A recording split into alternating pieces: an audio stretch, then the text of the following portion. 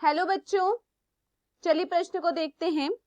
Probe एक अणु होता है जिसका उपयोग डीएनए या आरएनए अणु के मिश्रण में विशिष्ट अनुक्रम की स्थिति का पता लगाने में होता है। वह हो सकता है, हमारे पास दिए हुए विकल्प हैं। विकल्प ए एकल रज्जुक आरएनए, विकल्प बी एकल रज्जुक डीएनए, विकल्प सी आरएनए या डीएनए, विकल्प डी सिंगल स्ट्रैंड डीएनए तो हो सकता है परंतु सिंगल स्ट्रैंड आरएनए नहीं। प्रश्न की मुख्य अवधारणा है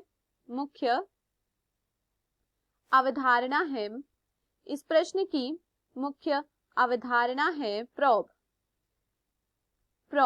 इस प्रश्न की मुख्य अवधारणा है प्रोब। देखिए, अगर बात की जाए प्रोब की तो प्रोब क्या करता है, डीएनए या आरएनए में न्यूक्लियोटाइड के क्रम का पता लगाता है। यह डीएनए या आरएनए में न्यूक्लियोटाइड के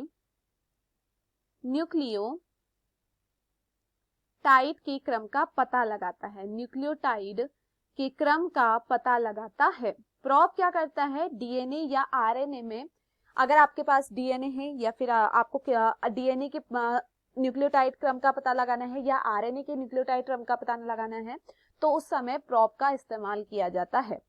कैसे किया जाता है, देखिए, रेडियो विकिरण से युक्त होता है प्रोब। प्रोब क्या होता है, रेडियो विकिरण युक्त। देखिए, प्रोब क्या होता है, प्रोब होता है रेडियो विकिरण युक्त होता है। अब देखिए, प्रोब क्या करता है, प्रोब क्या करता है, डीएनए या आरएनए का पूरक बनाता है। यह क्या करता है, पूरक बनाता है। या तो अगर डीएनए में डालेंगे तो डीएनए का पूरक बनाएगा, अगर आरएनए में डालेंगे तो आरएनए का पूरक बनाता है। और प्रोब है क्या, रेडियो विकिरण युक्त होता है। यह क्या होता है, रेडियो विकिरण युक्त होता है। तो देखिए बच्चों, जब समपूरक तकनीक द्वारा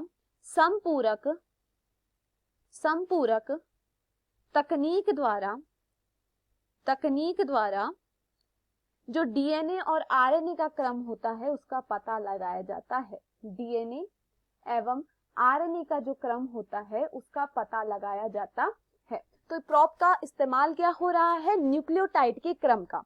ये समझिए, यहाँ पर न्यूक्लियोटाइड का क्रम लगा हुआ है। ये क्या है, एक डीएनए है या एक आरएनए है। यहाँ पर क्या है, एक न्यूक्लियोटाइड का क्रम लगा हुआ है। अब देखिए, यहाँ पर क्या आएगा, यहाँ पर आएगा रेडियो विकिरण युक्त प्रोब आएगा। अब यहाँ पर प्रोब क्या है, रेडियो विकिरण युक्त है और ये क्या होता है, ये क्या बनाता है, इसका पूरक बनाता है। हमें नहीं मालूम यहाँ पर क्या है, लेकिन यह यहाँ पर इसका क्या बना देगा, पूरक बना देगा। इसमें हमें क्या दिखाई देंगे, इसके पूरक दिखाई देंगे। तो इस तरीके से क्या होता है, इस तरीके से प्रोब काम करता है। वह उसके क्या बनाता है, पूरक। अगर यहाँ पर C है तो इसका मतलब जो डीएनए होगा वो उसके वहां पे क्या होगा, G होगा। तो यह क्या काम, किसका काम है, प्रोब का काम है। चलिए प्रश्न को देखते हैं। प्रोब एक अणु होता है जिसका उपयोग डीएनए या आरएनए के मिश्रण में विशिष्ट अनुक्रम की स्थिति का पता लगाने में होता है।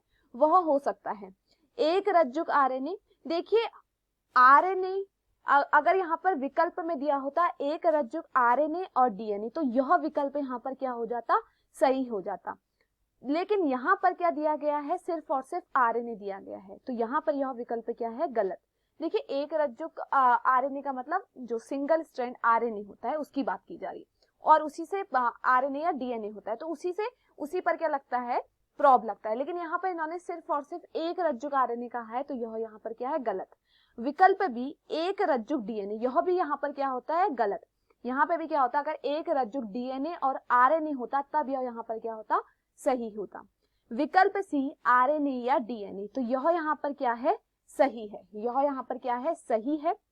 विकल्प डी सिंगल स्ट्रैंड डीएनए तो होता है परंतु सिंगल स्ट्रैंड आरएनए नहीं होता है। एक रज्जुक डीएनए तो होता है लेकिन एक रज्जुक आरएनए नहीं होता है, तो यह यहाँ पर क्या है, बिल्कुल ही गलत है। तो दिए हुए विकल्पों में जो हमारा सही विकल्प है वह है विकल्प सी। मैं आशा करती हूँ आपको यह समझ में आया होगा। धन्यवाद।